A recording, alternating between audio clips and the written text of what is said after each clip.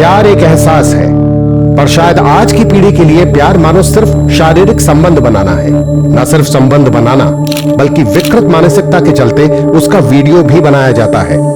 आज ये किस्से आम है कि किसी ने विश्वास में लेके वीडियो बनाया और उसी विश्वास का मजाक उड़ाते हुए फायदा उठाने की कोशिश की, और जो इस जाल में फंस जाता है वो हर कदम पर हर किस्म की तकलीफ उठाता है। कई बार ये तकलीफ इस कदर बढ़ती है कि इंसान अपनी जान देना ही ज्यादा वाजिब समझता है।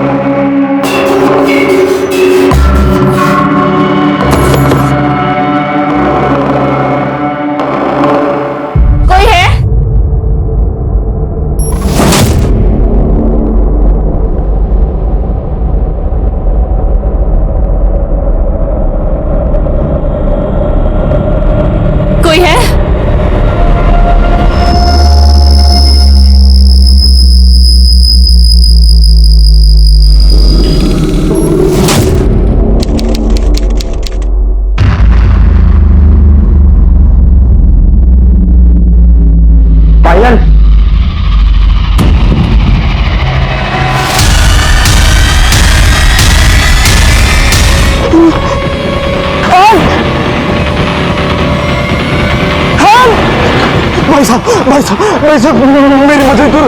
मेरी वाइफ को बहुत चोट लगी है, उसको हॉस्पिटल लेके जाना पड़ेगा। मैं तुम्हारे हाथ जोड़ता हूँ, प्लीज मेरी मदद करो।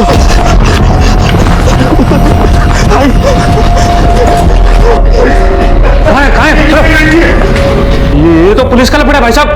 मैं इसमें आपकी कोई मदद नहीं कर सकता। आप पुलिस को फोन करो, वही कुछ करेगी। मैं तुम्हारे हाथ जोड़ता हूँ, पुलिस आने तक ये मर जाएगी। इसको पहले हॉस्पिटल लेके जाते हैं। लेकिन ये सब हुआ कैसे? ये सब मैं आपको बाद में बताता हूँ, पहले इसको लेके जाते। मैं तुम्हारे हाथ जोड़ता हूँ। डॉक्टर।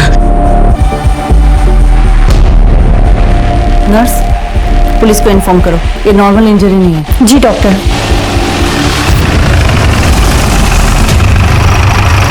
पायल मंत्री नाम की औरत है, उसकी ओपीडी में ट्रीटमेंट चल रही है। उसको हॉस्पिटल कौन लेके आए? सर उसका पति राघव मंत्री वहां पर बैठा है। शुरुआती एग्जामिनेशन के बेस पे मैं ये कह सकती हूँ कि पायल का रेप हुआ है शायद, और बहुत बुरी तरह से मारा गया है। फिलहाल कंडीशन बहुत बुरी है और पेशेंट बेहोश है। डॉक्टर, जैसे ही विक्टिम को होश आ जाता है आप हमें इन्फॉर्म कीजिए। जी हाँ साहब, ये मेरे पास आए और बोले इनकी बीवी को बहुत चोट लगी है, हॉस्पिटल ले जाने में मदद करो। पर साहब जैसे ही मैंने जाके उनको देखा, इनको बोला कि पुलिस को बुलाओ, पर साहब ये बहुत रोने लगे।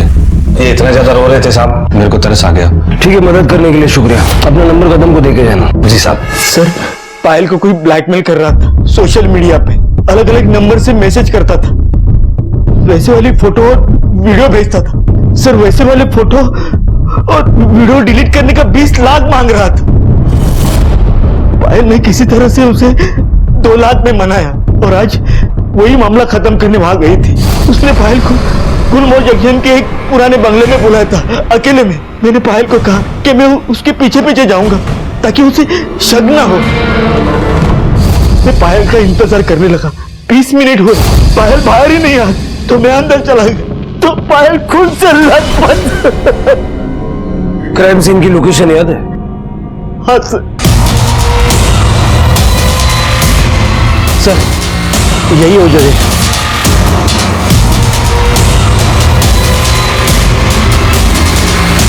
पायल यही गिरी थी।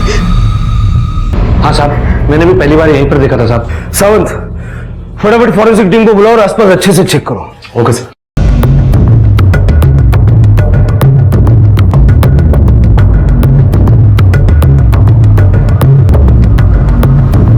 सर, पीछे में एक दरवाजा है। हाँ साहब, वहां से ही भागा होगा, नहीं तो मुझे जरूर दिखता। आओ सावंत। सर, मुझे तो लग रहा है कि ये झूठ बोल रहा है। ये सब इसी ने किया हुआ है। पुलिस स्टेशन लेके चलो इसे। आपको जितना पता था आपने सब कुछ लिख दिया ना? हाँ, पर ये नहीं लिखा ना कि आप ही ने उसके साथ ये सब कुछ किया है। क्या? मैंने कुछ नहीं किया, आई शपथ मैंने कुछ नहीं किया सर। पर मुझे पता है पायल के साथ किसने किया होगा। उसका पहला वाला बॉयफ्रेंड संजू, मतलब संजय प्रधान। सर, फोटो और वीडियो उसी ने बनाए थे, उसने ही किया होगा सर। Good morning. हाय। तुम्हें याद है ना आज हम डेट पे जाने वाले हैं? एक्चुअली मुझे प्रोजेक्ट कंप्लीट करना है तो शायद यहीं रुकना होगा आज पूरी रात, सो नॉट पॉसिबल, सॉरी। पर संजू, तुमने तो कहा था कि yeah I know but not possible. Police?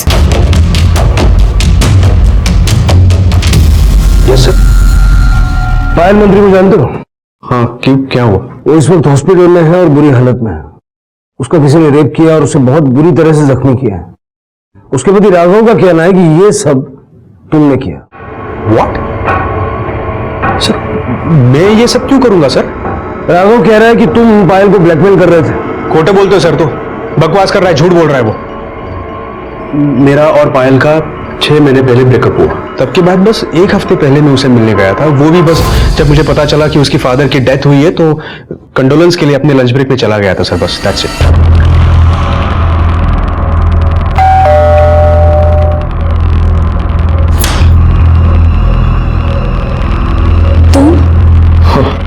Hi, actually uncle के डेथ के बारे में पता चला, इसलिए। तो जब तुम पायल से मिलने उसके घर गए तो उसका पति राघव वहां मौजूद था? मैंने अभी सुना अंकल के डेथ के बारे में। बीमार थे क्या? हाँ, बीमार थे।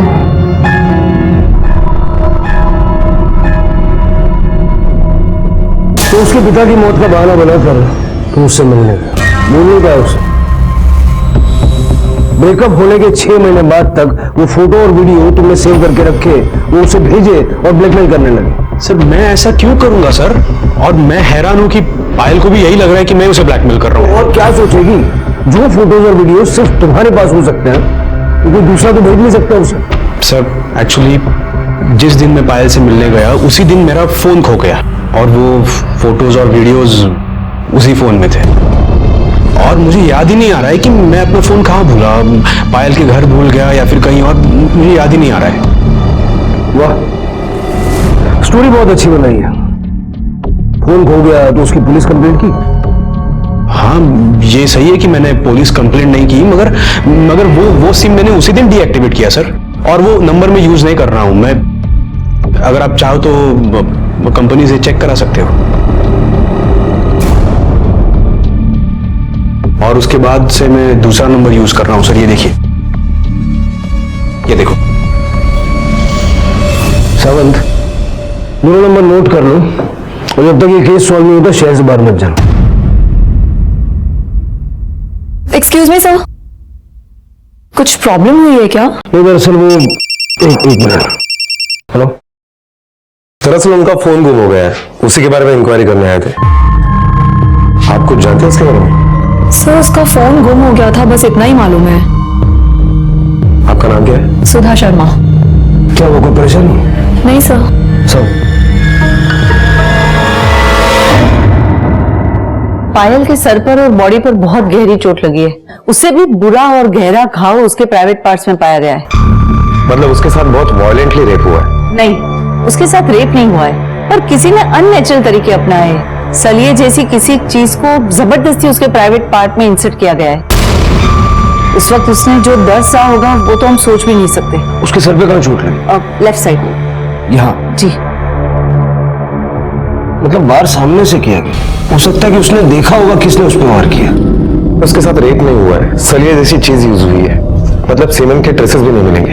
एक गलती है ये हर्षा।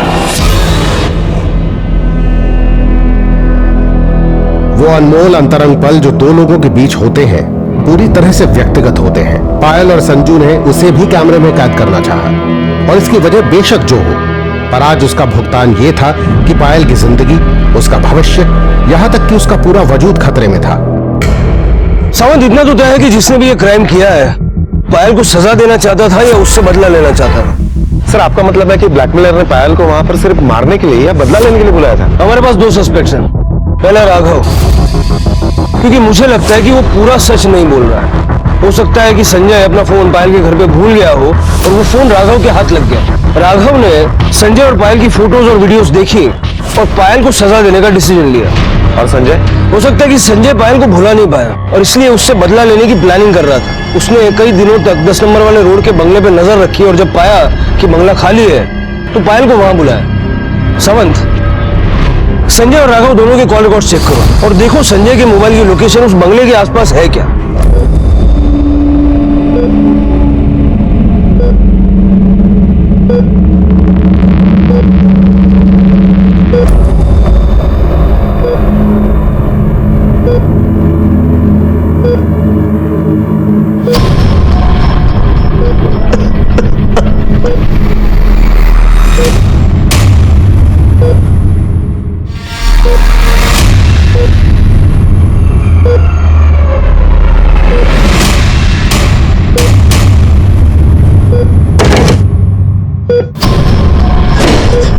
आप यहाँ? क्या आपको पता नहीं कि यहाँ सिर्फ डॉक्टर्स का आना अलाउड है? देखिए, पायल को अभी तक होश नहीं आया है। जैसे उसको होश आएगा सबसे पहले पुलिस उसका बयान लेगी। प्लीज आप जाइए यहाँ से, जाइए।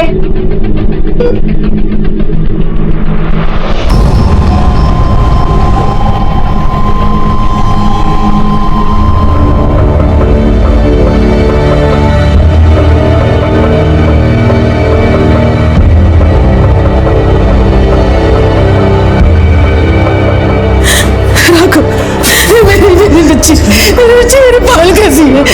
मुझे ले चल बेटा, मुझे ले चल बेटा। माँ जी, आप शांत हो जाइए, अपने आप को संभालिए। डॉक्टर ने कहा है कि अभी मिल नहीं सकते। क्यों नहीं मिल सकते? आप पहले शांत बैठिए, बैठिए आराम से।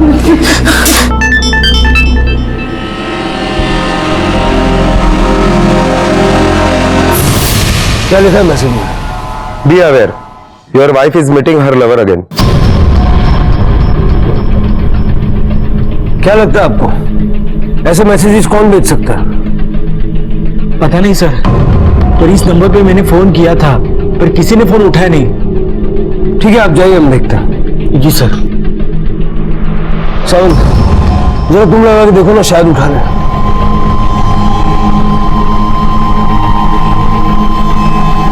हेलो, वैशाली दामले मैडम है का? उनका एक पार्सल है, जरा अर्जेंटली देने का है। मैं वैशाली नहीं हूँ। तो आप क्यों बोल रहे हो? वैशाली मैडम को दो, वो घर पे है ना? तुम पागल हो क्या? लैंडलाइन नहीं, तुमने मोबाइल पे फोन किया है और ये किसी वैशाली का नंबर नहीं है बल्कि सुधा शर्मा मेरा नंबर है, समझे? सर, ये तो वही सुधा शर्मा है, संजय की ऑफिस वाली। सर, आप मुझसे क्या पूछना चाहते हैं? उस दिन आप बहुत सवाल पूछ रही थी तो हमने सोचा हम भी कुछ आपसे पूछ ही लेते। ये फोटो राघव को आपने भेजी थी? हाँ।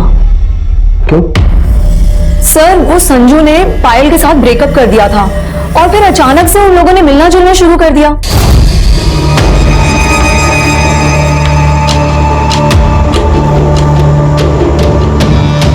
आज तुम्हें कैंटीन से खाने की जरूरत नहीं है, मैं घर से हम दोनों के लिए लंच बना के लेकर आई हूँ। चलो खाना खाते हैं। एक्चुअली सुधा, तुम खा लेना क्योंकि मैं पायल से मिलने जा रहा हूँ।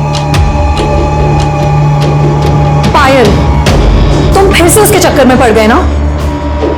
वो अब तुम्हारी गर्लफ्रेंड नहीं है संजू, उसकी शादी हो चुकी है। तुम जैसा सोच रहे हो वैसा कुछ नहीं है सुधा। देखो, पायल के फादर की डेथ हुई है, कंडोलेंस के लिए जा रहा हूं मैं बस, प्लीज। सर मुझे लगा कि एक बार की बात होगी, हमदर्दी जताने जा रहा होगा, लेकिन उसके बाद उन दोनों ने मिलना जुलना शुरू कर दिया।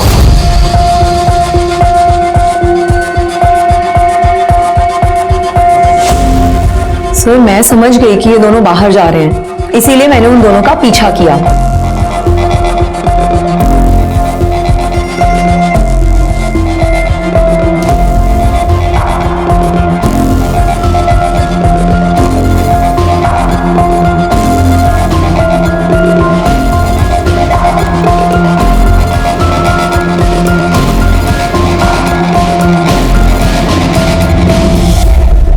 तो पता चला वो दोनों वहां क्या करने गए थे? पता क्या करना है सर, दोनों पुराने आशिक हैं, ढूंढ रहे होंगे कोई सुनसान जगह। और इसी बात की जलन हो रही थी तुम्हें, क्यों? हाँ, क्योंकि मैं संजू से प्यार करती हूँ, और आज से नहीं बहुत सालों से। अब उसे तो मैं रोक नहीं पा रही थी, इसीलिए मैंने राघव को वो फोटोग्राफ्स भेजे ताकि वो अपनी बीवी पर कुछ तो लगाम लगाए। तुम्हें पायल पर रोक लगाने की कोई जरूरत नहीं है। अब वो संजय से तो क्या, अपने आप से भी नहीं मिल पा रही है। किसी ने पायल पर जानलेवा हमला कर दिया और इस वक्त वो हॉस्पिटल में मौत से जूझ रही है। कितने फोटो खींचे संजय और पायल के? 25 के करीब खींचे होंगे। वो सारे फोटोग्राफ्स चाहिए। ओके।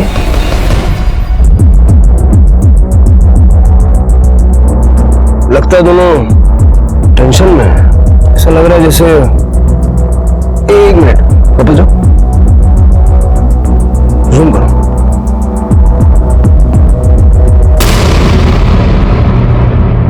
सर ये तो राघव है। मतलब वो जानता था कि पायल संजय के साथ है और वो उसका पीछा कर रहा था, और यही फोटो हमें दिखा के वो इनोसेंट बनने की कोशिश कर रहा था, जैसे कोई नया खुलासा हुआ हो। सावन नया खुलासा ये अब करेगा।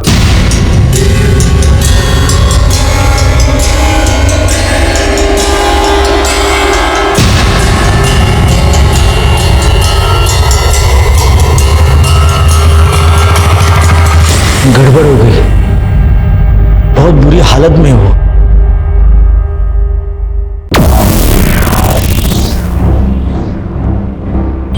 होश कब तक आएगा? पता नहीं।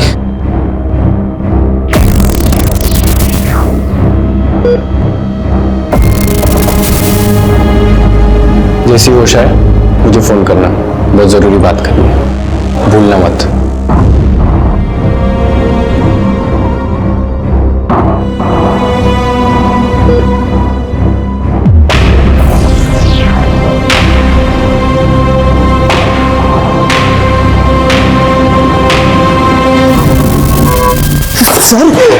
सर अब क्या कर रहे हैं? ये देख। सर मैं बोलता हूँ सर, मैं बोलता हूँ अपनी बीवी पे तूने हमला किया और हमें गुमराह करने के लिए संजय का नाम ले रहा। सर मेरी बात तो सुनिए ना सर। सुनो। 3 महीने पहले हमारी शादी हुई थी, तब से मैं सोच रहा था कि पायल जैसी खूबसूरत होनहार लड़की मेरे जैसे आदमी से तुरंत शादी के लिए तैयार होगी, और कुछ दिन बाद मेरे हाथ मेडिकल की फाइल लगी। क्या ये? हाँ, इतना बड़ा धोखा दिया तुम लोगों ने मुझे। किसका बच्चा था वो? बोलो किसका बच्चा था?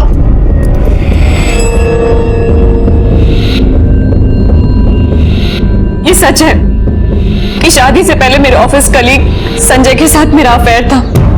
मैं प्रेग्नेंट भी हो गई थी, लेकिन मुझे जल्दी रियलाइज हो गया कि संजय अच्छा नहीं है मेरे लिए। मैंने अबॉर्शन करा दिया। सोसाइटी को अबॉर्शन के बारे में पता चल गया। कोई मुझसे शादी नहीं करना चाहता था, शादी के लिए कोई अच्छा लड़का नहीं मिल रहा था। फिर आपका रिश्ता आया, मैंने शादी के लिए हाँ कह दिया। प्लीज राघव, मुझे समझने की कोशिश। अब समझ में आया, तेरी जैसी पढ़ी लिखी खूबसूरत लड़की ने मेरे जैसे आदमी में ऐसा क्या देखा?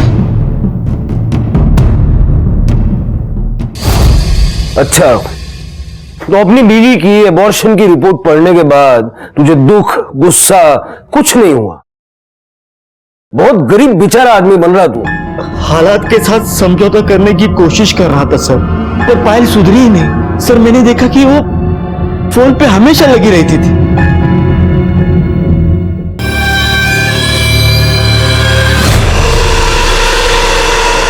काय झालं? इतनी परेशान क्यों? और ऐसा क्या है फोन में जो 1 मिनट के लिए नहीं छोड़ती? नहीं वो पता नहीं आजकल बहुत ब्लैंक कॉल्स आने लगे हैं, वही देख रही थी। अच्छा दिखाओ, मैं देखता हूँ कौन है। नहीं मैं देख लूंगी, मैं देखती हूँ। तो मुझे समझ में आया कि पायल फिर से संजू से नाता जोड़ रही है। उस दिन पायल घर पे थी, तब संजू घर आया, तभी मेरा शक यकीन में बदल गया और उसी शाम से लगातार फोन और मैसेज आने लगे। तब मैंने ठान ली कि उन दोनों को रंगे हाथ पकड़ने का। जो दूसरे दिन वो दोपहर में निकल गई तो मैं उसके पीछे चला गया। वो पायल पहले संजू के ऑफिस गई और फिर एक सुनसान जगह गई।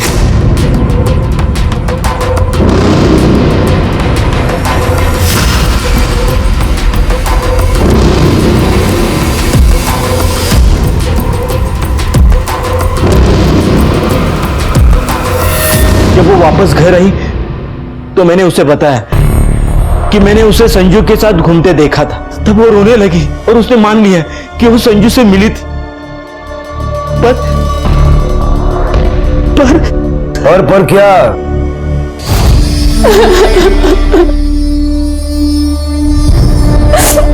संजू और मेरा जब अफेयर था तो हमने अपने कुछ वीडियोस बनाए थे और कुछ बोल्ड फोटोज भी लिए थे, और आज वही फोटोज और वीडियोस भेजकर मुझे कोई ब्लैकमेल कर रहा है। कह रहा है कि अगर 20 लाख नहीं दिए तो वो फोटोज और वीडियोस वायरल कर देगा। मैं संजू के यहाँ भी गई ये कहने की वो एक घटिया हरकत छोड़ दे, लेकिन उसने कहा कि उसका मोबाइल खो गया है। जब ब्लैकमेलर ने मुझे बुलाया तो मैं संजय को लेकर गई थी, लेकिन ब्लैकमेलर नहीं आया।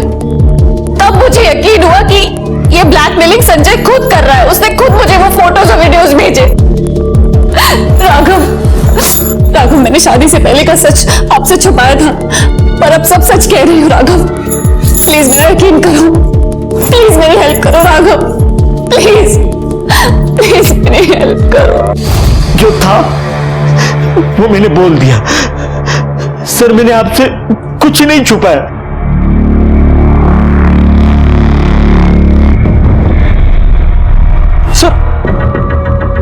सर मुझे क्यों सर मैंने सब कुछ बता दिया है सर आपको,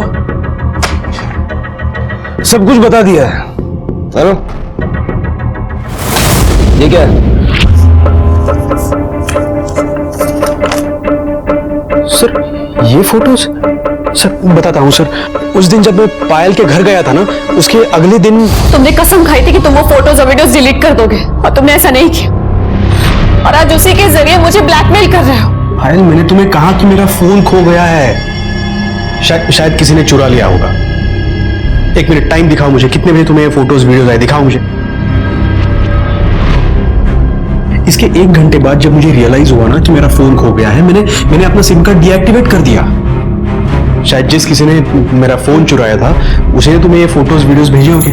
झूठ बोल रहे हो तुम, झूठ बोल रहे हो। ये सब तुमने अलग अलग नंबर से मुझे भेजा है ना?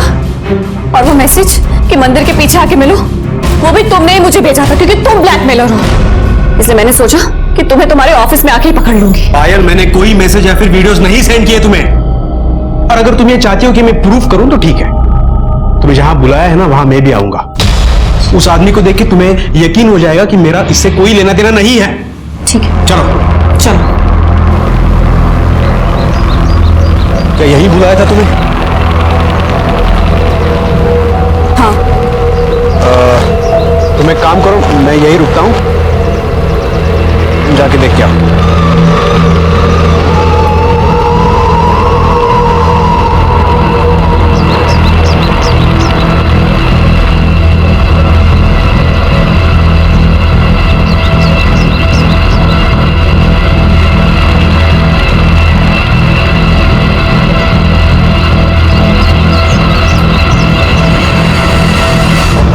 क्या हुआ, कोई आया नहीं क्या?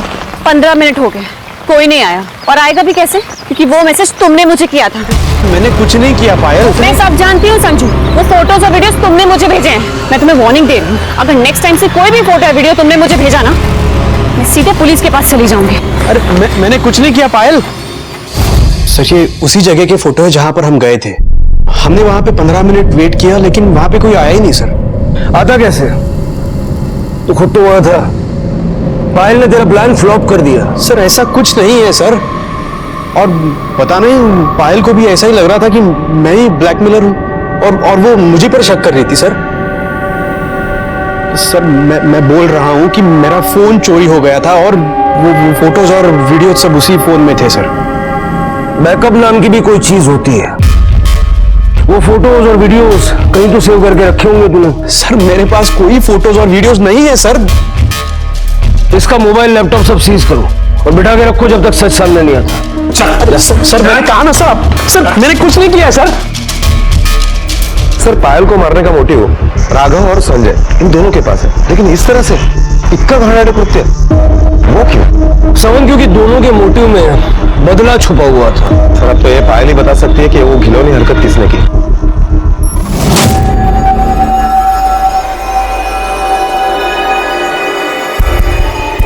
बंटी, पायल अभी भी होश में नहीं आई है। जीजा जी मैं दीदी से आपसे मिलने आया हूँ। क्यों? इस पे साइन कीजिए। इसमें क्या है? ये मेरे बाप की जिंदगी की जमा पूंजी है जिसका हक दीदी के पास है। अब वो डिसाइड करती कि मैं और मेरी माँ पैसे कैसे खर्च करें। मुझे पैसे अर्जेंट चाहिए और दीदी की हालत आपको पता है, मरना जीना सब बराबर है। अब बचे आप उसके नॉमिनी, फटाफट साइन करो ताकि मुझे पैसा मिल जाए। भूल जा साइन को, निकल। भड़कने की जरूरत नहीं है, बीपी बढ़ जाएगा। 20 लाख की जरूरत है मुझे। साइन करो, आके लेके जाऊंगा पेपर्स। बंटी!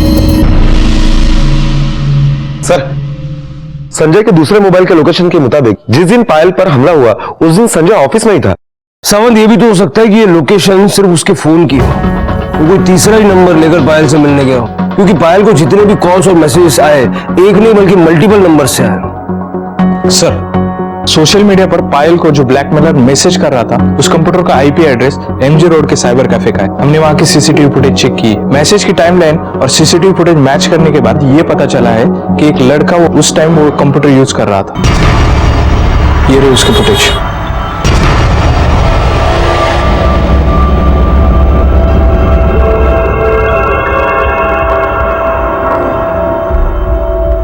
कैप से चेहरा ढका हुआ है, नजर नहीं आ रहा। इसका नाम और एड्रेस चेक किया था? जी सर, सलमान शेख के नाम से एंट्री है, लेकिन नाम और एड्रेस दोनों ही फेक है सर। साइबर कैफे पे नजर रखो, हो सकता है दूसरी बार आएगा ये। जी सर।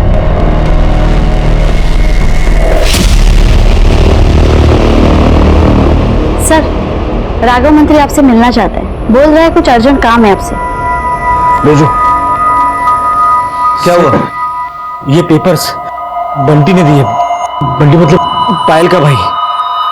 पायल के फादर के मरने के बाद जो इंश्योरेंस का पैसा मिला था उसमें उसको हिस्सा चाहिए। कुछ दिन पहले इस पैसे के मामले में हमें धमकी देके गया था। भीख नहीं मांग रहा हूँ, अपना हिस्सा मांग रहा हूँ। बड़ी हो ना इसलिए तुम्हें नॉमिनी बनाया, लेकिन इसका मतलब ये नहीं कि सारा पैसा तुम्हारा है।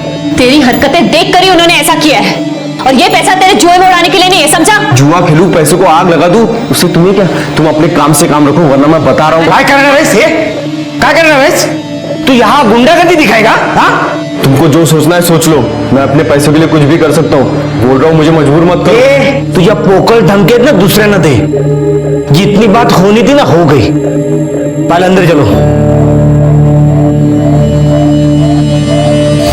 ये बंटी काम क्या करता है? कुछ नहीं सर, सट्टा खेलता रहता है। और जो आपके घर पे आया था कब की बात है? हाँ, उसी दिन की बात है जब संजू पायल को मिलने आया था, और संजू जाने के बाद वो आ गया। कितना पैसा मांग रहा है? 20 लाख। सर 20 लाख? ब्लैकमेलर ने भी 20 लाख की डिमांड की थी। मतलब बंटी? हो सकता है सर, उस दिन बंटी पायल को मिलने के लिए आया था, और हो सकता है कि संजय का मोबाइल उसके हाथ लग गया हो। सर उस मोबाइल में जो फोटो थे उसके जरिए बंटी ने 20 लाख की डिमांड की, और जब उसे नहीं मिले तो उसने पैसे पाने के लिए दूसरा तरीका अपना लिया। उड़ा लो उसको।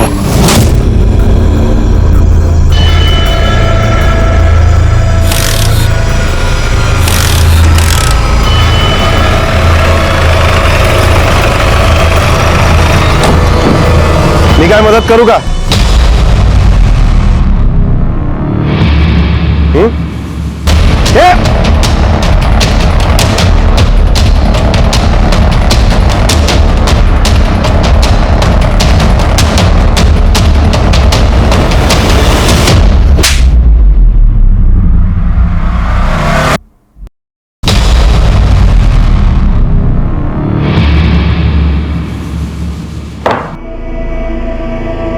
अब यही बोलेगा कि तू उसे ब्लैकमेल नहीं करता था।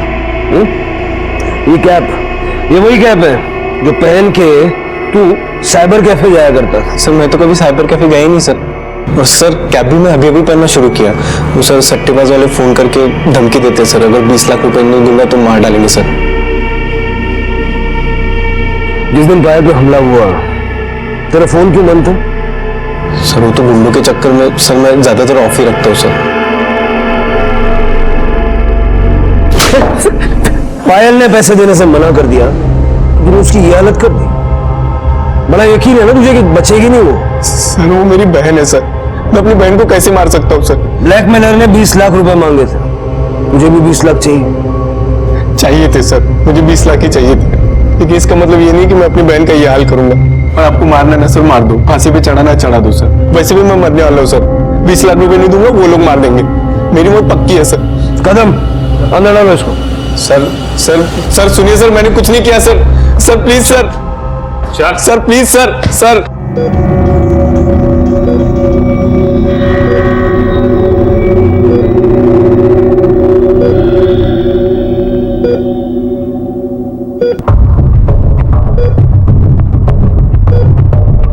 डॉक्टर, डॉक्टर, डॉक्टर,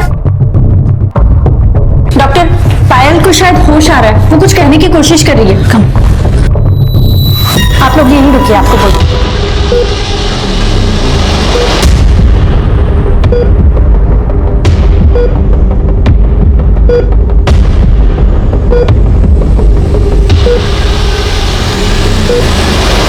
डॉक्टर क्या हुआ? मेरी बेटी को होश तो आ गया ना? नहीं, पायल को अभी तक होश नहीं आया, बल्कि ये बुरा साइन है। बॉडी का कुछ रिएक्शन था। कोमाटो स्टेज के जो पेशेंट होते हैं अक्सर ऐसे दिखाते हैं कि जैसे कि वो जिंदा है।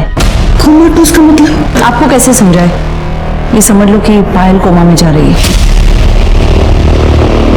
सिस्टर, पायल के बारे में पुलिस को इन्फॉर्म कर दो। अगर संजय वाकई में अपना फोन पायल के घर पे भूल गया था, वो फोन या तो राघव को मिल सकता है या बंटी को।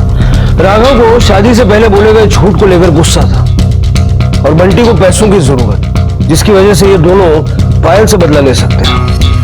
सर ये भी हो सकता है कि ना ही फोन छूटा हो और ना ही फोन चोरी हुआ हो, बल्कि खुद संजय ने अपने किसी दोस्त को वो फोन दिया और उसके ही जरिए पायल से बदला लिया हो। दोस्त मतलब सुधा? हो सकता है। या फिर ये भी हो सकता है सावंत के राघव और बंटी एक दूसरे से मिले हुए हों।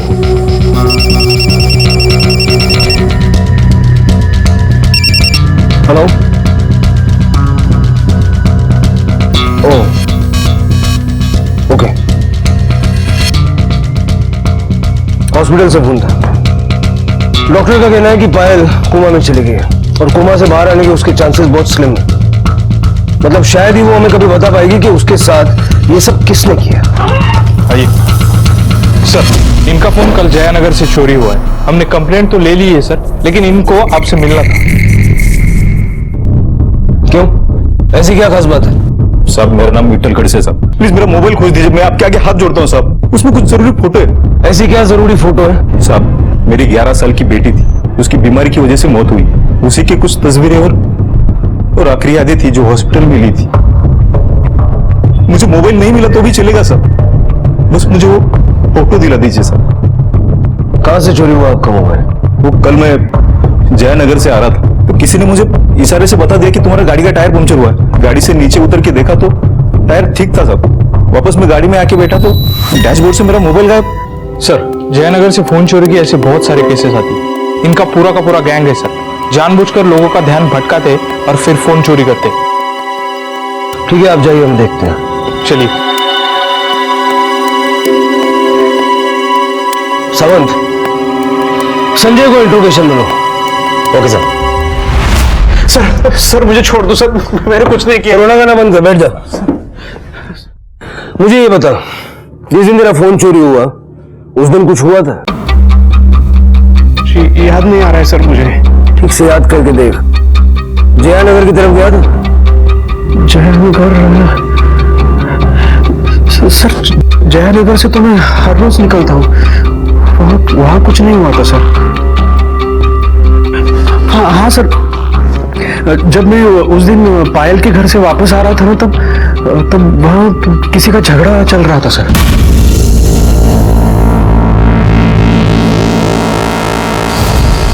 तो तेरा फोन बाजू की सीट पे रखा हुआ था। फोन? हाँ, मैंने अपने कार की बाजू की सीट में रखा था, कार की दोनों विंडोज खुली थी। सर इसका मतलब मेरा फोन वहीं से चोरी हो गया सर। दो लड़कों की शक्ल याद है जिनका झगड़ा चल रहा था? हाँ, शक्ल नहीं सर। सावंत, जयनगर और उसके आसपास के एरिया के सारे हिस्ट्री शीटर्स को राउंड करो, उनको पूछो वो किसी फोन चुराने वाले गैंग को जानते हैं। Okay sir. सर मुझे जाने दीजिए सर, प्लीज। जा, लेकिन शहर से बाहर मत जाना।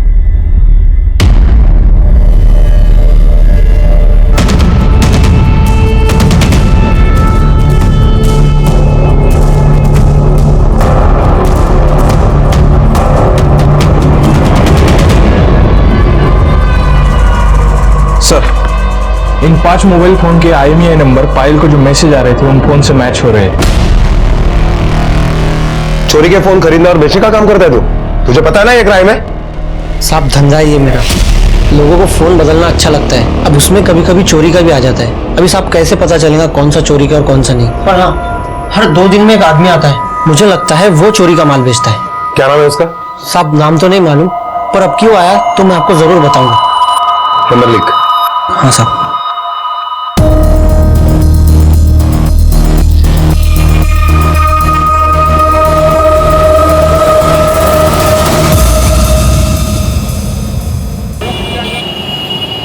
क्या रफीक भाई बे, काम कब करेगा? हाँ हाँ चल ठीक है, मोबाइल बेचने का।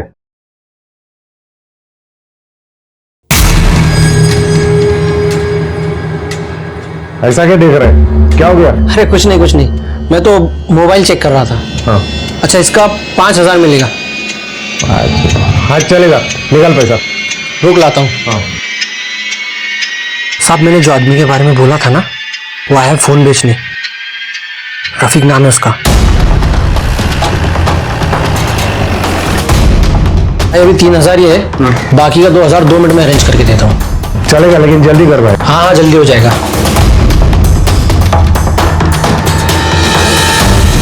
चलना भाई, कितना टाइम लगेगा, लेट हो रहा है। हाँ बस 2 मिनट।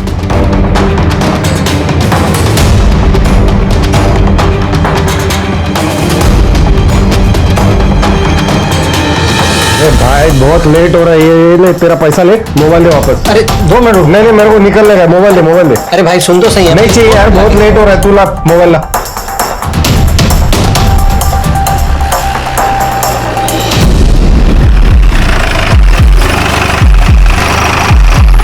साहब वो अभी निकला।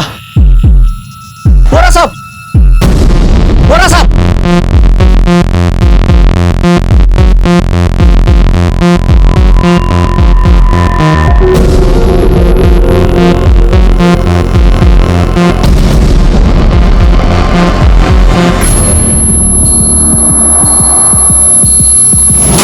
ठीक है।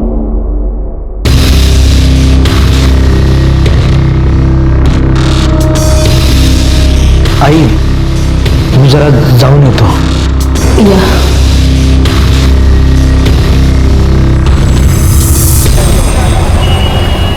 सर, संजय के मोबाइल लोकेशन के मुताबिक कल शाम 7 बजे तक वो घर पर ही था, लेकिन राघव की मोबाइल लोकेशन बस अड्डे के आसपास दिखा रही है। अब कोई नाटक मत करना, हम सब जानते हैं पहले पायल पे हमला और अब रफीक का मर्डर। कल रात बस अड्डे क्या करने गया था? सर पायल की मां को वापसी का टिकट बुक करने गया था। ये देखिए। बहुत स्मार्ट आदमी है, टिकट बुक करने के बहाने मर्डर कर दिया। नहीं सर, मैं टिकट बुक करने गया था।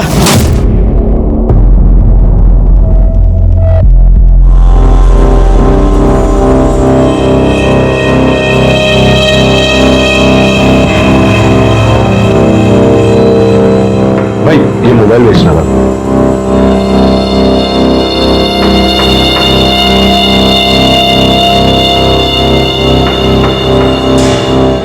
कितना मिलेगा इसका?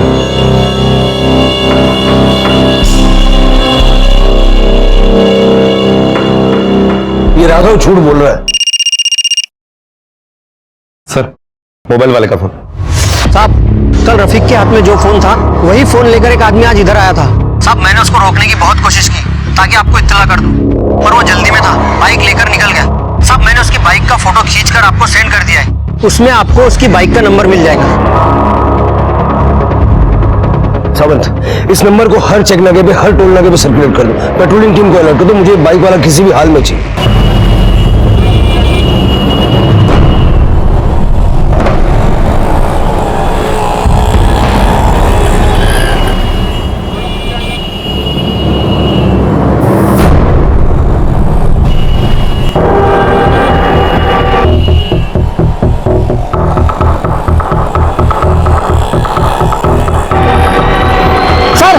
वो रिंग रोड की तरफ बढ़ा है। हाँ, मैं उसे चेस कर रहा हूँ सर। हाँ,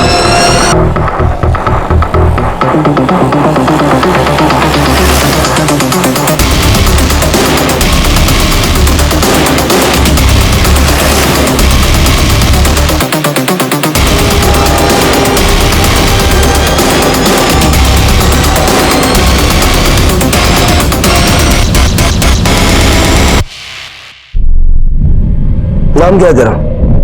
नाम क्या है तेरा? शौकत साहब, पूना का रहने वाला हूं। बचपन से बहुत गरीबी देखी है साहब। हुनर के नाम पर सिर्फ मोबाइल रिपेयरिंग का काम जानता था साहब। 3 महीने में घर नहीं चलता साहब। मेरे को बहुत जल्दी पैसा कमाने का था साहब, इसलिए अपने दोस्त रफीक के साथ मिलकर मैं लोगों का ध्यान भटका कर उनके मोबाइल उड़ाता था। मैं लॉक खोलकर डाटा क्लीन कर मोबाइल भेज देता था साहब। लेकिन साहब, उस दिन जो मोबाइल हम लोगों ने उड़ाया था उसका लॉक खोला तो साहब मेरा दिमाग खराब हो गया देख के। उसमें लड़के और लड़की की वैसी फोटो और वीडियोस थी। मैं सिर्फ मजे लेना चाहता था साहब। ब्लैकमेल तो सिर्फ उसको बुलाने के लिए कर रहा था, इसलिए उसको गुलमोहर रोड वाले बंगले पर बुलाया। बेहोश करने के लिए उसके सर पर रॉड मारी साहब, ताकि वो चीखे चिल्लाए नहीं।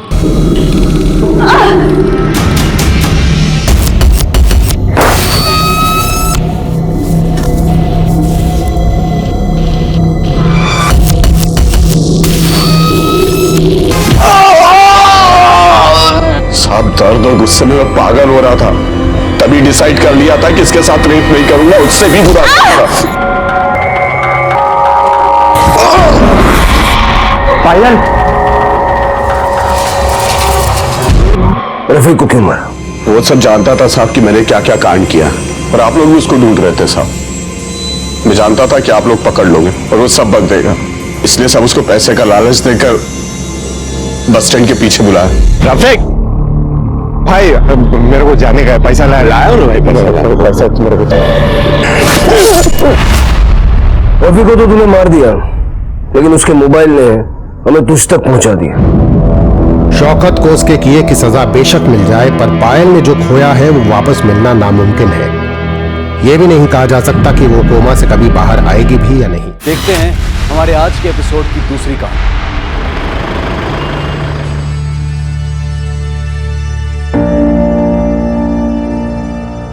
15 साल पहले हमने कोयल को अनाथ आश्रम से गोद लिया था।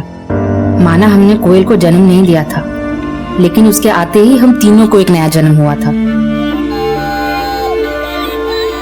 पर कोयल 7 महीने की हुई तो पता चला वो दूसरे बच्चों जैसी नहीं थी।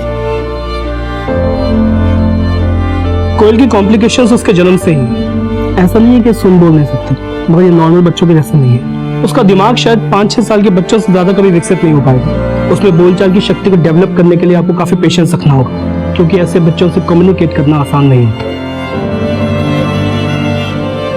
कोयल बेटा बोलो मम्मा मम्मा मम्मा। अच्छा बेटा बोलो पापा। कोयल के मुंह से माँ और पापा सुनने के लिए हमें 5 साल इंतजार करना पड़ा, लेकिन इसके अलावा कोयल कुछ भी सही से बोल ही नहीं पाती थी। पर हमने उम्मीद नहीं छोड़ी और कोयल के भाग्य से ही मैं शादी के 8 साल बाद पहली बार माँ बनी और एक के बाद एक हमारी जिंदगी में विभू और गुंजन भी आ गए। अब हमारा परिवार तो पूरा हो गया था। जब लोग उसका मजाक उड़ाते थे तो दिल शहर से जाता था हमारा।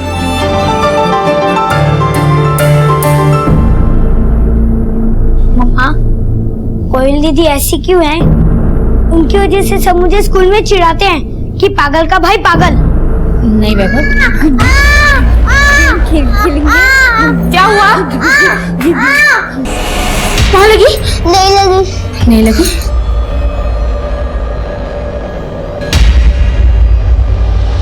नीचे उतर, नीचे उतर।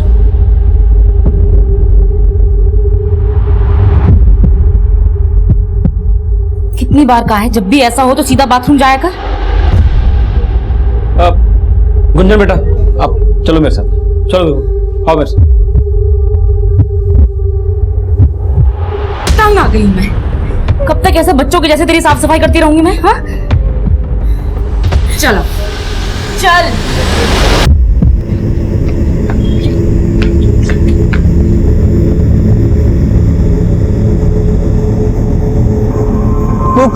कोयल, हमारे साथ खेलोगी डॉक्टर डॉक्टर? दीदी, तू अपने साथ साथ मेरा भी मजाक उड़वा रही हो। अब चलो। ए विभू, किधर जा रहा है? अरे अंकल, बस मार्केट जा रहा हूँ। मैं भी मार्केट जा रहा हूँ, साथ में चलते हैं। हाँ, चलो।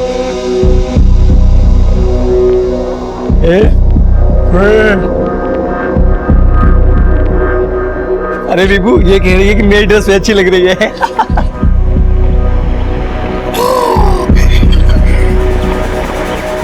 हम भी करें विभू, करें। 1 2 3।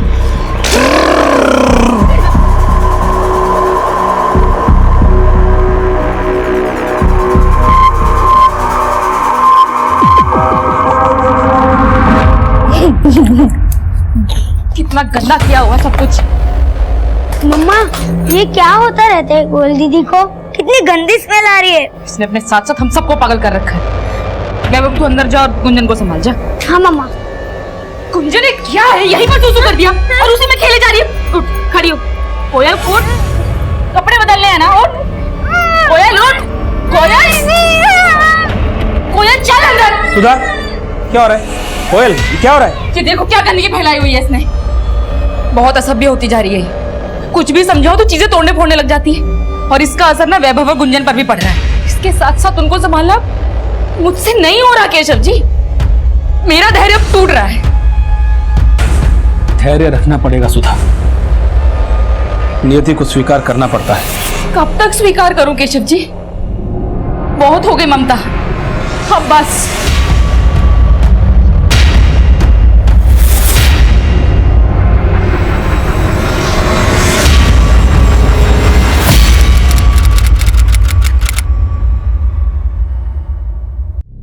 कोयल बोल नहीं सकती है और उसकी दिमागी हालत भी ठीक नहीं है। जी सर, वो बचपन से ही ऐसी है, इसलिए मैं उसकी बहुत चिंता हो रही है। वो तो किसी को बता भी नहीं सकती कि उसका घर कहाँ पर है।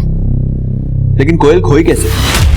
सर, वैसे तो हम अकेले उसे कहीं बाहर जाने नहीं देते, लेकिन आज अपने छोटे भाई वैभव के साथ बाजार गई थी। बारिश दिख रही है। मम्मा, मम्मा, क्या हुआ? मम्मा, हाँ, वो कोयल दीदी। वैभव घर आया तो उसने बताया, उसे पता ही नहीं चला कोयल बीच रास्ते में कब खो गई। सब हमने उसे सब जगह ढूंढा, लेकिन वो कहीं मिल ही नहीं रही है। कोयल की फोटो सभी पेट्रोलिंग टीम्स को भेजो और इनके घर के आसपास पूछताछ करो। हो सकता है वो रास्ता भटक गई और ठीक से बोल ना पाने के कारण कोई उसकी मदद नहीं कर पा रहा। ठीक है सर। आप फिक्र मत कीजिए।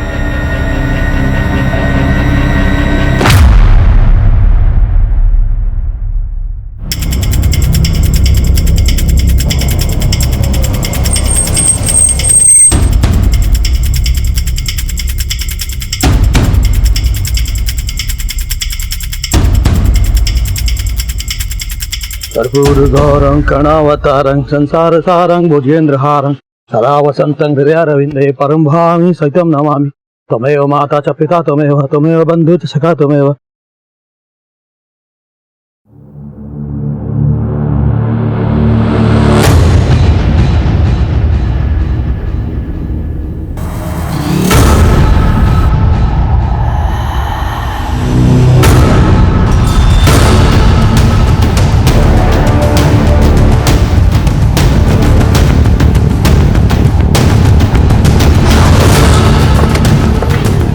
हटाओ। जैन सर, सर आइए। सर, ये तो कोयल है। आसपास अच्छे से चेक करो। विजय, कोयल गोविंद नगर की है और उसके भाई के हिसाब से वो घर के पास में उसके साथ खेल रही थी जब गायब हुई। उसका घर यहाँ से 50 किलोमीटर दूर। 15 साल की बच्ची को मार कर इतनी दूर मंदिर के सामने डालने का क्या मकसद हो सकता है? चेक करो। सर, इस बच्ची को केवल मारा ही नहीं गया, शायद इसके साथ रेप भी किया गया। इसकी बॉडी पर एक भी कपड़ा नहीं था सर। सर, गला घोट के मारा गया।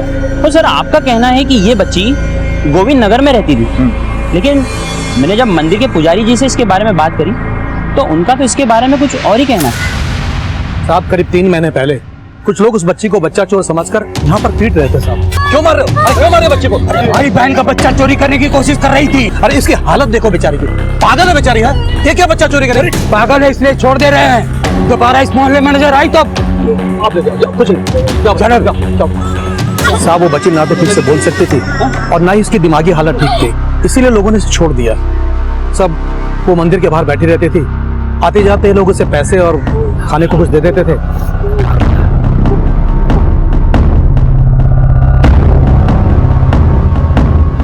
और रात को वो यहीं मंदिर में सो जाती थी।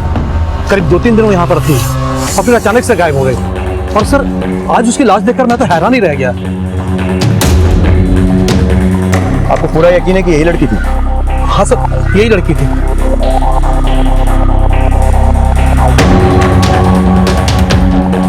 सर, पंडित जी के मुताबिक कोयल 3 महीने पहले भी इसी मंदिर के बाहर 2-3 दिन तक भीख मांग रही थी और इसी मंदिर के बाहर सो भी रही थी। तो क्या मतलब सर, कोयल 3 महीने पहले भी गायब हुई थी?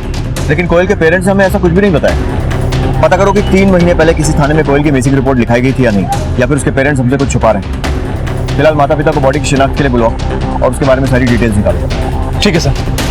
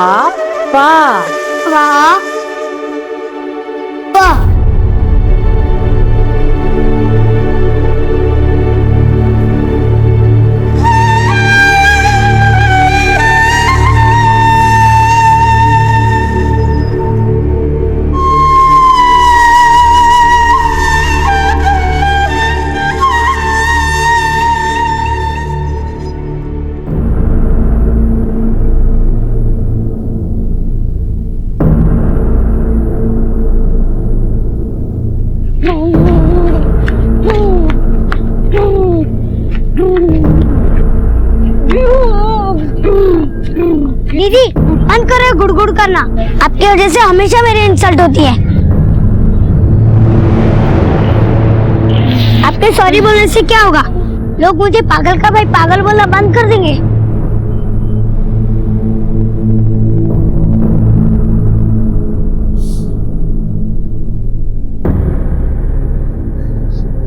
मम्मा मम्मा, दीदी मिली। पापा बताओ ना, कहाँ है दीदी? बताओ ना मम्मा, प्लीज बताओ ना। सर, मैंने कोयल के बारे में पता किया है।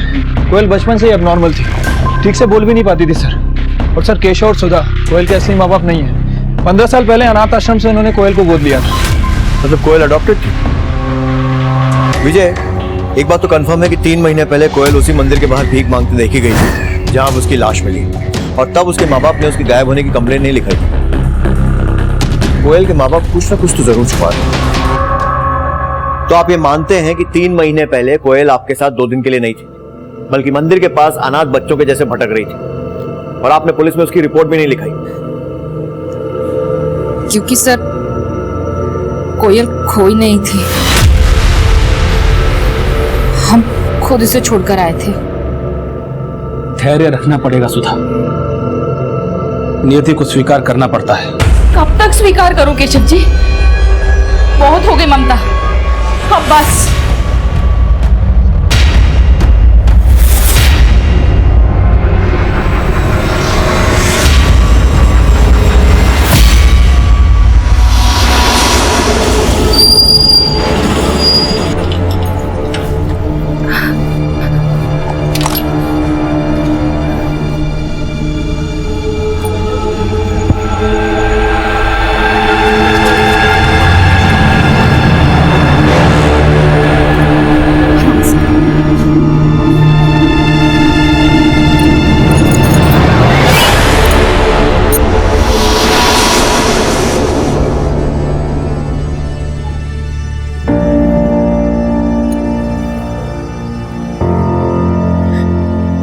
मुझे माफ कर देना कोयल।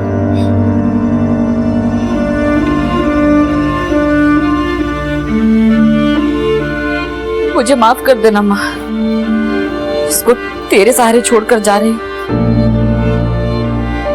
इसका ख्याल रखना।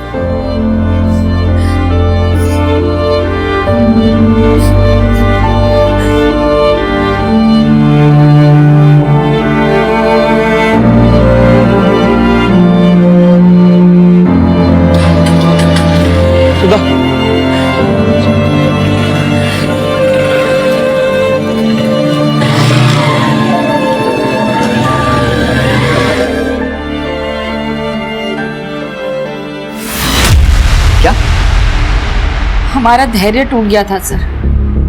15 साल से उसे अपने कलेजे से लगा के रखा, लेकिन उस रात मेरी ममता पर ग्रहण लग गया। हम इतना गिर गए कि उसको नींद की गोली खिलाकर बेसहारा वहां छोड़ा है।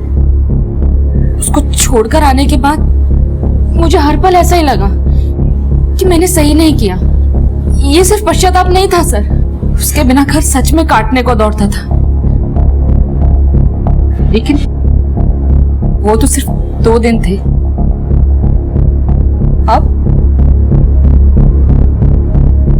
अब कहां से ला पाऊंगी मैं उसे?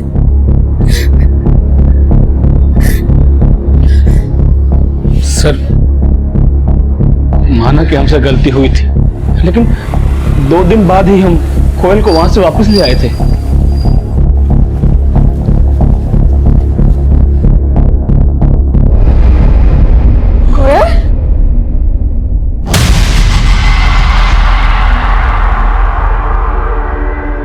कोयल, कोयल, कोयल बेटा, कोयल, कोयल बेटा उठो।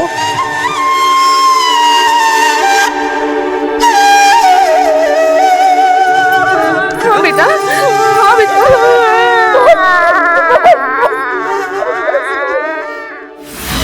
चलो मान लिया कि 3 महीने पहले आप लोगों ने पश्चाताप कर लिया था, लेकिन इस बार कोयल गायब नहीं हुई है, उसकी हत्या हुई है। कहीं इस बार भी तो आप लोगों ने उसे... ये आप क्या कह रहे हैं सर? हम लोग सपने में भी कोयल के साथ इतना बुरा नहीं कर सकते। बुरी तो कोयल की किस्मत थी। पहले अनाथ थी, फिर परिवार मिला, लेकिन वैसी जिंदगी नहीं मिली जैसी दूसरे बच्चों को मिलती है, और फिर मौत भी मिली तो इतनी बेरहमी से। मुझे तो लगता है कि उसके दोषी वही लोग हैं जिनको उसने अपना माना था। हाँ सर, हम दोषी हैं, लेकिन उसकी मौत के नहीं, उसकी जिंदगी के। उसको सब कुछ देना चाहते थे, मगर अब तो खुद पर ही शक होता है कि वाकई हमने उसे अपनी बेटी माना था, या वैभव और गुंजन के आने के बाद उसे पराया समझने लगे थे। सौतेले थे ना, और अब क्या सर, अब तो सारी दुनिया ही हम पर शक करेगी। शक तो करेगी। फिलहाल आप लोग जा सकते हैं, लेकिन दोबारा बुलाऊंगा।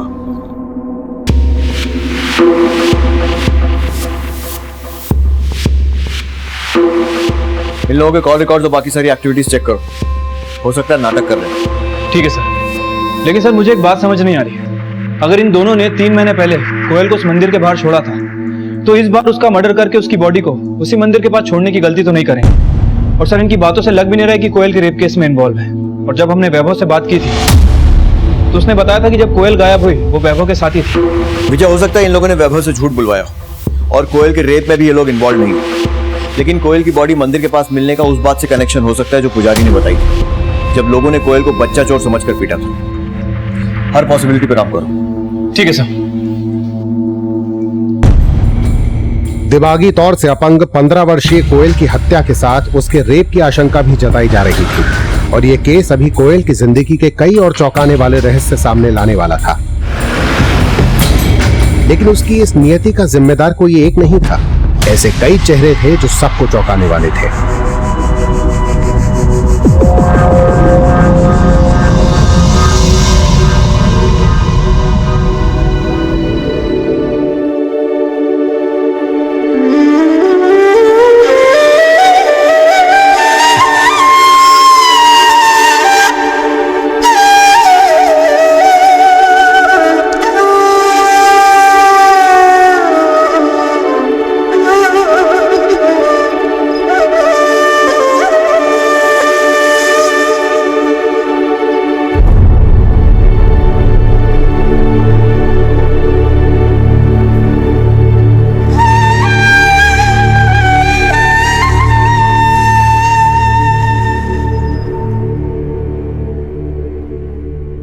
सर, मैंने कोयल के मोहल्ले में पूछताछ की। कई लोगों ने बताया कि भले ही सुधा और केशव अपनी बच्ची की मानसिक स्थिति को लेकर परेशान थे, लेकिन वो अपनी बेटी से प्यार भी बहुत किया करते थे। और हाँ सर, ये भी पता चला है कि मोहल्ले के कुछ बच्चे कोयल को अक्सर परेशान करते थे, उसका मजाक उड़ाते थे। ऐसी लड़कियों पर कई लोग नजर गड़ा कर रखते हैं। पता करो कि कोयल के मोहल्ले में कोई ऐसा था क्या जिसका कोयल के रेप और मर्डर में हाथ हो सकता है। Okay sir. सर, मैंने कोयल के पेरेंट्स के कॉल रिकॉर्ड चेक किए थे। सर, उसके फादर की आईडी में एक ऐसा नंबर मिला है जिसे फेक आईडी देकर खरीदा गया था। सर, वो नंबर किसी पराग शाह के नाम रजिस्टर्ड है। सर, जो एड्रेस मेंशन था वहां पे कोई पराग शाह नहीं रहता। फिलहाल ये नंबर भी बंद है और ये आईडी पे हमें ये फोटो मिला है। पराग शाह, इसके बारे में और डिटेल्स निकालो और केशव को थाने बुलाओ। ठीक है सर।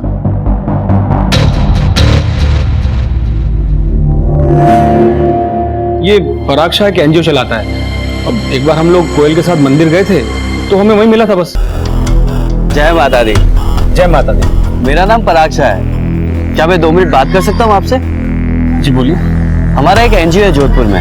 हम वहाँ ऐसे बच्चों के लिए काम करते हैं जो मेंटली और फिजिकली चैलेंज्ड होते हैं। हम अपने एनजीओ के थ्रू ऐसे बच्चों को उन स्कूल में एडमिशन दिलवाते हैं जहाँ ऐसे बच्चों को पढ़ाई के साथ साथ उनमें कई तरह की प्रोफेशनल स्किल्स डेवलप की जाती है ताकि कल को ये किसी पे डिपेंडेंट ना रहे। सर, हम उसकी बातों में आ गए थे और फिर उसने हमारी कोयल का फोटो खींचा था। सर, ये पराग शाह जोधपुर के किसी स्कूल और हॉस्टल में कोयल का एडमिशन करवाने को बोल रहा था, तो हमको लगा कि वो बहुत दूर है तो हमने मना कर दिया। ये पराग शाह? जी सर, यही है। ये वही औरत है ना जिसके बारे में पुलिस हमसे पूछ रही थी? तेरे घर भी आई थी क्या? हाँ, मैंने तो बोल दिया। ये लोग पहले भी एक बार कोयल को छोड़ा है, क्या पता इस बार इन्होंने उसको मरवा दिया हो।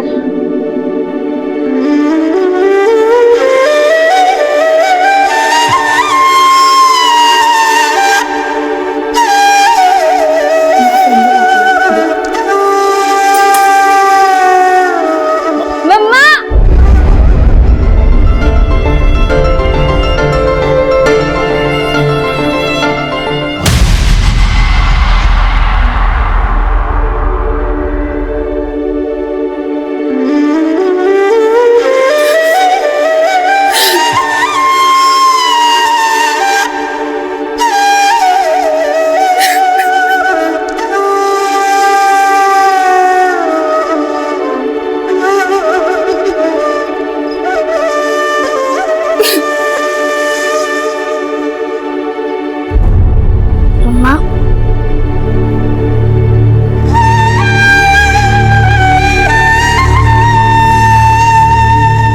सर, इस पराग शाह के बारे में कुछ बातें पता चली है। वो अपने एनजीओ के नाम पर चिट फंड के जरिए लोगों से डोनेशन इकट्ठा करता था, लेकिन असल में उसकी कोई एनजीओ है ही नहीं। फ्रॉड के केस में कानपुर पुलिस भी उसकी तलाश कर रही है। मतलब पराग फ्रॉड है ये तो पक्का, लेकिन क्या वाकई कोयल के रेप और मर्डर में भी उसका हाथ है? सर, खबरियों को इस काम पे लगा दिया है और सर उस आदमी का भी पता चल गया है जो कोयल को मंदिर के पास बच्चा चोर समझ के लोगों से पिटवा रहा था। मैं झूठ नहीं बोल रहा हूँ साहब, उसने मेरी बहन का बच्चा छीनने की कोशिश की थी। लेकिन तेरी बहन का बच्चा चोरी तो नहीं हुआ था ना? चोरी तो नहीं, लेकिन छीनने की कोशिश की थी। वो तो पंडित जी ने बोला कि वो लड़की पागल थी। उसके बाद से हमने उसको कुछ नहीं कहा साहब। तो तब कुछ नहीं किया होगा, लेकिन उसके बाद उसकी नासमझी का फायदा उठाने की सोची होगी। नहीं, ऐसा कुछ नहीं किया साहब हमने। ठीक है, अभी जाने दे रहा हूं, लेकिन शहर छोड़कर मत जाना। हाँ।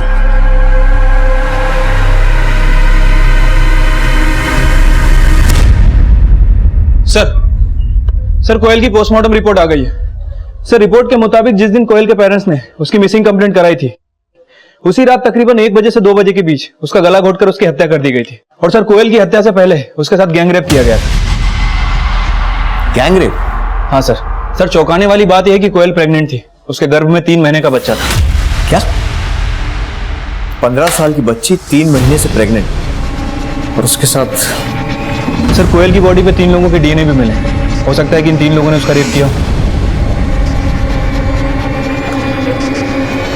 अशोक सर, वो आदमी जिसने कोयल को मंदिर के पास बच्चा चोर बताकर पीटा था, उसके साथ और भी लोग थे ना? यस सर, मंदिर के आसपास के काफी लोग थे तब। उस आदमी को और उसके साथ के बाकी सारे लोगों को उठवाओ।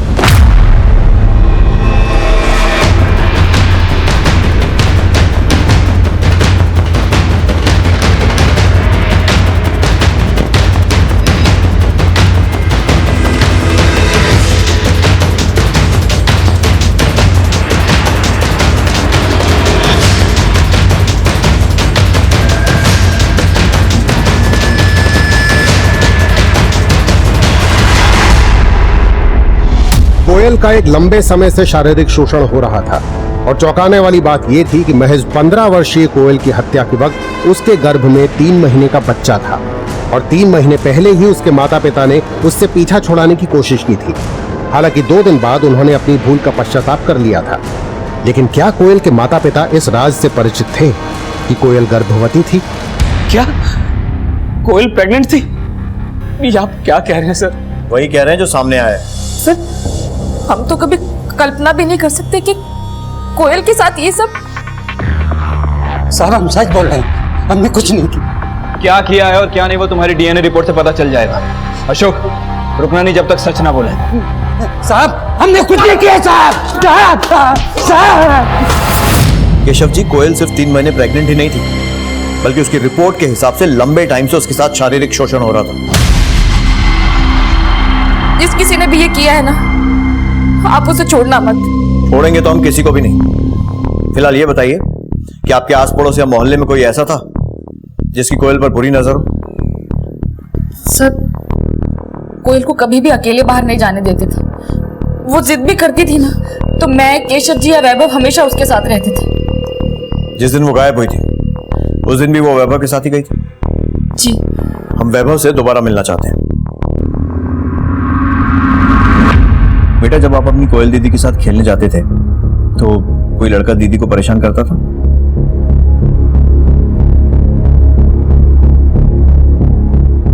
अंकल, कोयल दीदी को फुटबॉल खेलना अच्छा नहीं लगता था, और जब मैं अपने फ्रेंड्स के साथ फुटबॉल खेलता था तो दीदी मिट्टी पर ड्राइंग बनाती थी। फिर दीदी की दोस्ती बग्गा अंकल से हो गई। वो उनकी हर बात समझते थे, इशारे में बात करते थे तो दीदी बहुत हंसती थी। ये बग्गा कौन? हमारे पास के मोहल्ले में रहता था। तो बेटा, आपकी दीदी की बग्गा अंकल से बहुत अच्छी दोस्ती हो गई थी? हाँ अंकल, वो उन्हें बहुत पसंद करती थी, क्योंकि वो उन लड़कों को मना करते थे दीदी को परेशान करने से। किन लड़कों को? वो दूसरे मोहल्ले वाले लड़के, वो हमेशा दीदी का मजाक उड़ाते थे। बेटा, जहाँ आप अपनी कोयल दीदी के साथ खेलते थे, हमें ले चलोगे वहाँ?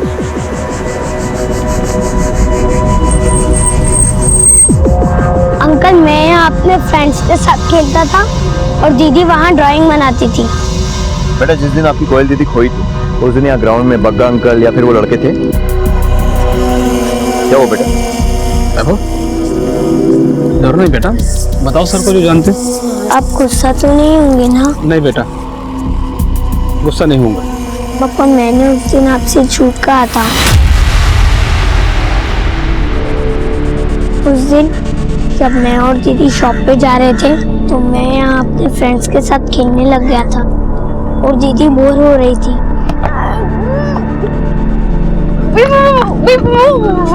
मुझे खेलने दो और जाओ अपनी ड्राइंग बनाओ। मैंने दीदी को कहा था वेट करने के लिए, लेकिन पता नहीं अचानक से दीदी कहाँ गायब हो गई। इस केस में एक के बाद एक कई राज खुल रहे थे और सबसे चौंकाने वाला राज ये था कि 15 वर्षीय कोयल के गर्भ में बच्चा किसका था। ऐसा कौन था जो एक लंबे समय से उसका शारीरिक शोषण कर रहा था, और वो कौन थे जिन्होंने गर्भावस्था में कोयल का गैंगरेप किया था।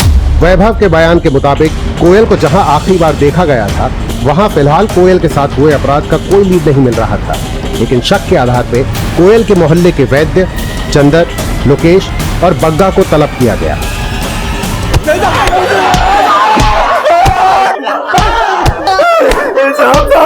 सर हम मानते हैं कि कोयल पर हमारी बुरी नजर थी, लेकिन सर बग्गा ने हमें कभी भी उसके ऊपर चांस नहीं मारने दिया सर।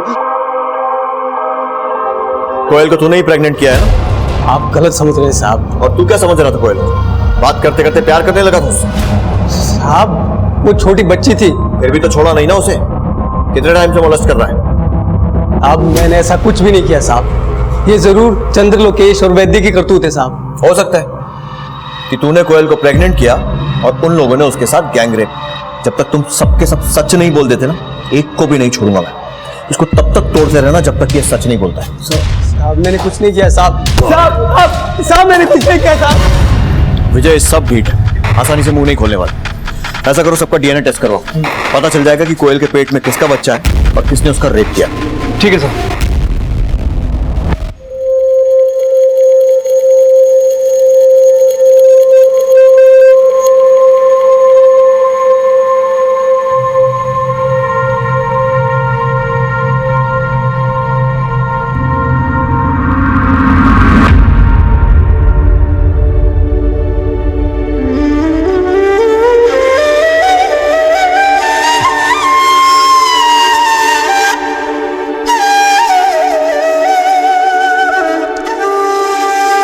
क्या सोच रहे हो? क्या सोचूंगा? अब कुछ बचा है सोचने के लिए? हमने तो हमेशा कोयल का भला ही सोचा था। लेकिन एक गलती भी की सुधा। क्यों मैं तुम्हारी बातों में आ गया?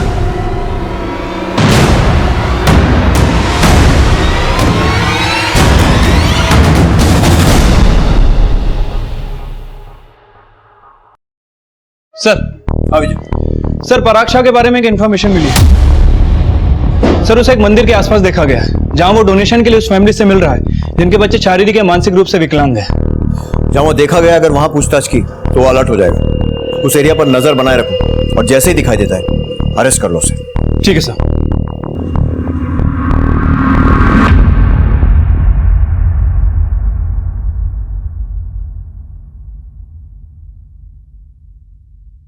जी नमस्ते, मेरा नाम पराग शाह है। क्या मैं आपसे 2 मिनट बात कर सकता हूँ? जी बोलिए। हमारा एक एनजीओ है जहाँ हम मेंटली और फिजिकली चैलेंज बच्चों को एजुकेशन और उनमें प्रोफेशनल स्किल्स डेवलप करने के लिए काम करते हैं। कोयल के साथ क्या किया था आपने? कोयल याद नहीं आ रहा? चलो हम याद दिलाते हैं।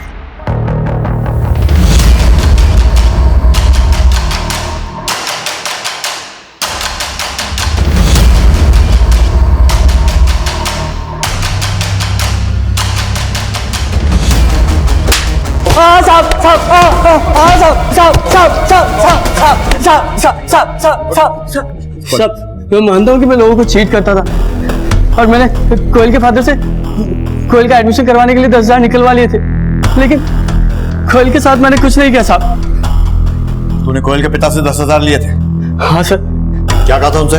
मैंने उन्हें कोयल का डॉक्यूमेंटेशन करने के लिए कहा, उसका एडॉप्शन सर्टिफिकेट और मेडिकल रिपोर्ट मांगी। सोचा डॉक्यूमेंट के साथ कुछ और पैसे ऐड सकता हूँ। और उसके बाद? साहब उसके बाद वो मुझे टालने लगे। नमस्ते केशव जी, वो कोयल की मेडिकल रिपोर्ट आ गई। पराग जी, अब हमें अपनी बेटी कोयल का एडमिशन वहां नहीं करवाना है, और वो जो हमने आपको 10,000 रुपए दिए थे वो भी लौटा दीजिए। साहब मुझे लगा उनको मुझ पे शक हो गया है, इसलिए मैंने जो नंबर उनको दिया था वो मैंने बंद कर दिया ताकि दोबारा वो फोन करके मुझसे 10,000 रुपए ना मांगने लगे। इसके अलावा साहब मैंने कुछ नहीं किया। साहब मैंने कुछ नहीं किया। सर कहीं ऐसा तो नहीं कि कोयल की मेडिकल रिपोर्ट से कोयल के पेरेंट्स को उसकी प्रेगनेंसी के बारे में पता चल गया, इसी वजह से वो लोग पराग को अवॉइड कर रहे हैं? हो सकता है। पता करो कि कोयल के पेरेंट्स ने उसका मेडिकल टेस्ट करवाया था और इस पराग का भी डीएनए टेस्ट करवाओ।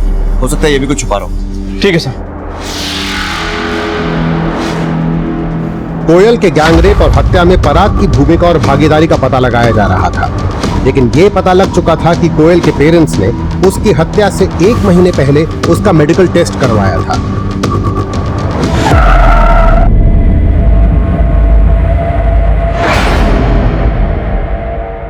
यस सर, मैंने कोयल का मेडिकल टेस्ट किया था और ये बात उसके पेरेंट्स को पता थी कि कोयल प्रेग्नेंट है, बट उन्होंने मुझसे कहा कि मैं ये बात किसी से शेयर ना करूं।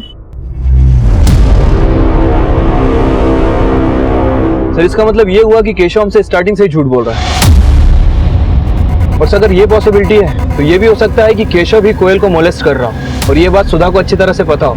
इसी वजह से सुधा कोयल को घर से निकालने की कोशिश कर रही है, क्योंकि ये बात वो सबको नहीं बता सकती। इस वजह से उनकी काफी बदनामी होती।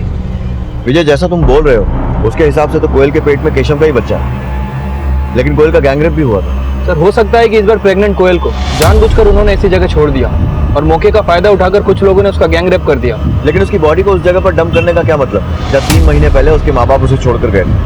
कभी चाहता था कि कोयल के परिवार वाले इसमें फंसे, या फिर कहानी कुछ और ही है? सर कहानी चाहे जो कुछ भी हो, लेकिन अगर कोयल को प्रेग्नेंट करके गायब करने में केशव का ही हाथ है तो ये भी पॉसिबिलिटी हो सकती है कि उसी ने वैभव से झूठ बुलवाया हो कि जब कोयल गायब हुई वो उसके साथ। केशव अब और झूठ नहीं बोल पाएगा, थाने बुलवाओ इसे। ठीक है सर।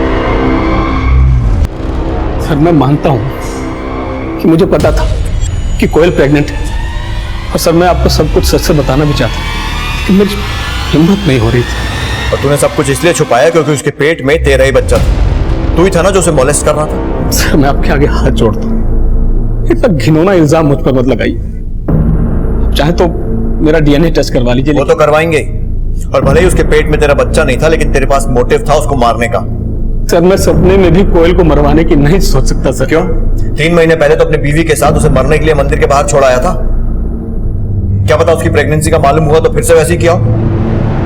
सर ऐसा कुछ नहीं है सर। ऐसा कुछ नहीं है तो पहले सब कुछ सच सच क्यों नहीं बोला? क्योंकि हमें लगता था कि हमारी गलती से ही कोयल प्रेग्नेंट हुई है, क्योंकि हम ही लोग उसे मंदिर छोड़ाए थे। मुझे शक था कि 3 महीने पहले उस मंदिर के पुजारी ने ही उसका बलात्कार किया होगा। मैंने मंदिर के आसपास पता किया तो मुझे पता चला कि मंदिर का पुजारी 2 दिन तक उसके साथ बड़ी हमदर्दी दिखा रहा था। सर मुझे अब भी लगता है कि उस मंदिर के पुजारी ने ही कोयल को प्रेग्नेंट किया होगा। साहब हमने तो दया भाव से उस बच्ची को 2 दिन मंदिर में सहारा दिया, और आप हमारी दयालुता को इतनी बुरी नजर से देख रहे हैं। आप पर शक कोयल के पिता ने जताया है, और वैसे भी जब आपने कुछ किया नहीं है तो फिर डीएनए टेस्ट करवाने में प्रॉब्लम क्या है? वासना इंसानी मानसिकता की दुर्बलता है, और जब वो घिनौना रूप अख्तियार करती है तो कोयल जैसी बच्चियां सबसे ज्यादा सुरक्षित होती हैं। कोयल के साथ जो कुछ भी गुजरा था वो बहुत ही दिल दहला देने वाला था, लेकिन उसको इंसाफ दिलवाने के लिए पुलिस कोई कसर नहीं छोड़ रही थी। शक के दायरे में आए हर शख्स का डीएनए लिया जा रहा था, लेकिन परिणाम अब भी शून्य थे। सर कोयल के पिता के साथ साथ जितने भी लोगों के डीएनए सैंपल हमने लिए हैं सर, उनमें से किसी का भी डीएनए कोयल के पेट में जो बच्चा है उससे मैच नहीं करता है, और ना ही उन 3 डीएनए से मैच करता है जो रेप के बाद कोयल की बॉडी पर हमें मिले थे। लेकिन सर डॉक्टर के मुताबिक उन 3 डीएनए में से किसी एक का डीएनए कोयल के पेट में जो बच्चा है उससे मैच करता है। मतलब जिस आदमी ने कोयल को प्रेग्नेंट किया था उसी ने 2 और आदमियों के साथ मिलकर उसका गैंगरेप किया। विजय, हमने कोयल के पिता के साथ साथ बाहरी एंगल को भी अच्छे से इन्वेस्टिगेट किया, लेकिन कुछ हाथ नहीं लगा। कहीं ऐसा तो नहीं है कि कोयल का रेपिस्ट उसका कोई ऐसा रिश्तेदार है जिसका उसके घर में आना जाना हो? कोयल के माँ बाप से पता करो कि ऐसे कौन कौन लोग थे और उनमें से किसका इस कांड में हाथ हो सकता है। ठीक है सर।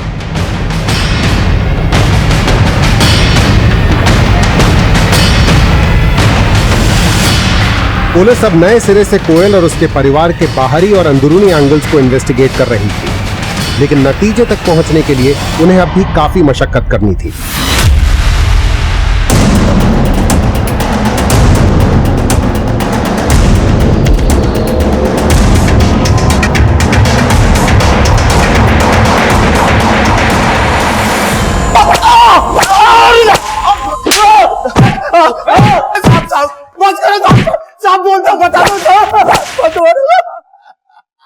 सब बता दो साहब, उसका रेप किया हम लोग ने, मगर उसके पेट में जो बच्चा था वो पंकज का था, हमारा नहीं था साहब।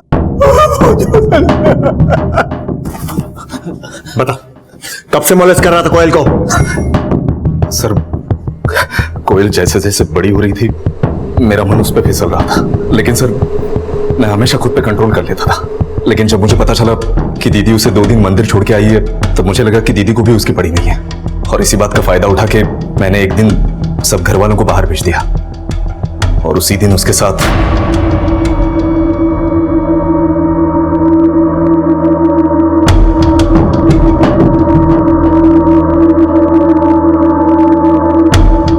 सर मुझे पता था कि वो इस बारे में किसी को बता नहीं पाएगी, लेकिन एक दिन अचानक से मुझे सुधा दीदी का फोन आया।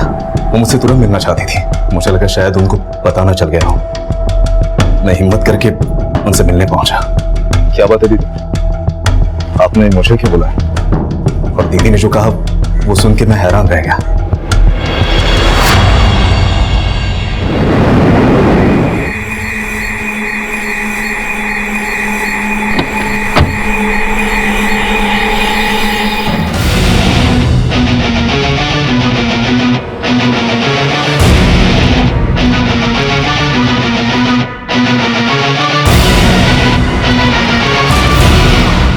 3 महीने पहले मैंने जो कुछ भी किया उसका पश्चाताप मैं कोयल को वापस लाकर कर चुकी थी। लेकिन जब मुझे पता चला कि कोयल प्रेग्नेंट है, मुझे कुछ समझ नहीं आया कि क्या करूं। सोचा कि उसका अबॉर्शन करा दूं। दिल्ली के एक अस्पताल भी लेकर गई, लेकिन वहां डॉक्टर बोली कि उसका अबॉर्शन होना नामुमकिन है, और ऐसे में उसका अबॉर्शन नहीं होता तो कोयल के साथ साथ उसका बच्चा भी। मैं हार गई थी सर। कोयल की वजह से वैभव और गुंजन की जिंदगी बर्बाद नहीं होने देना चाहती थी। अब मैंने पंकज को कोयल को मारने को नहीं कहा। मैंने बस इतना कहा था कि किसी ऐसी जगह छोड़ा जहां से वो कभी वापस ना आ सके। बहुत भरोसा था ना तुम्हें पंकज पर, है ना? तो फिर तुम्हें यह भी पता होगा कि कोयल के पेट में पंकज का ही बच्चा था। क्या? कोयल के पेट में पंकज का बच्चा? दीदी को पता नहीं था कि कोयल को मैंने ही प्रेग्नेंट किया था, और उन्होंने मुझे कोयल को मारने के लिए भी नहीं बोला था। लेकिन मैंने सोचा अगर उसे कहीं छोड़ के ही आना है तो उसके साथ। दीदी ने बोला था कोयल विभू के साथ बाहर गई थी। विभू खेल रहा था और मैंने कोयल को ग्राउंड के बाहर से अकेले आते हुए देखा।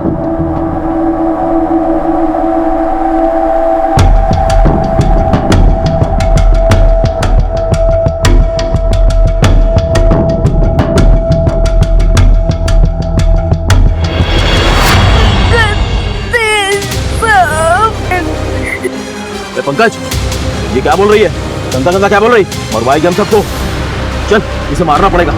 हमने जानबूझ के उसकी बॉडी मंदिर के पास फेंकी, क्योंकि जीजाजी को शक था कि कोयल के पेट में जो बच्चा है वो पुजारी का था।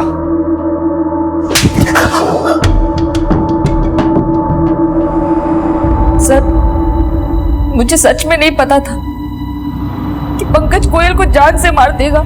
लेकिन इतना तो जानती थी कि एक 15 साल की बच्ची जो 3 महीने प्रेग्नेंट है, उसको वो दर दर भटकने के लिए छोड़ देगा। जब कोयल को अपनी जिंदगी से अलग ही करना था, तो उसे गोद क्यों लिया था?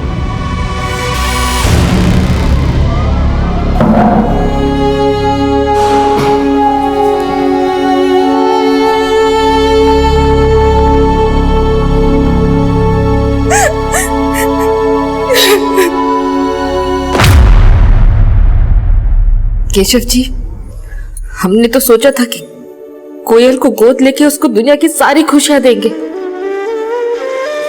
लेकिन ये सब सुबह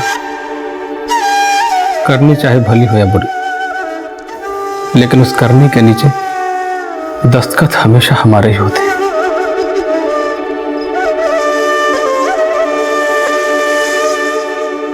कहते हैं इंसान भलाई भी अपने स्वार्थ के लिए ही करता है, लेकिन प्यार और ममता हमेशा निस्वार्थ होते हैं। माना कई बार हमें अपनी जिम्मेदारियां भी बोझ लगने लगती हैं, लेकिन हमें ये नहीं भूलना चाहिए कि अपना भविष्य संवारने के लिए कदम हमेशा सकारात्मक ही उठाने चाहिए, क्योंकि नकारात्मक सोच मुश्किल वक्त को बद से बदतर बना देती है।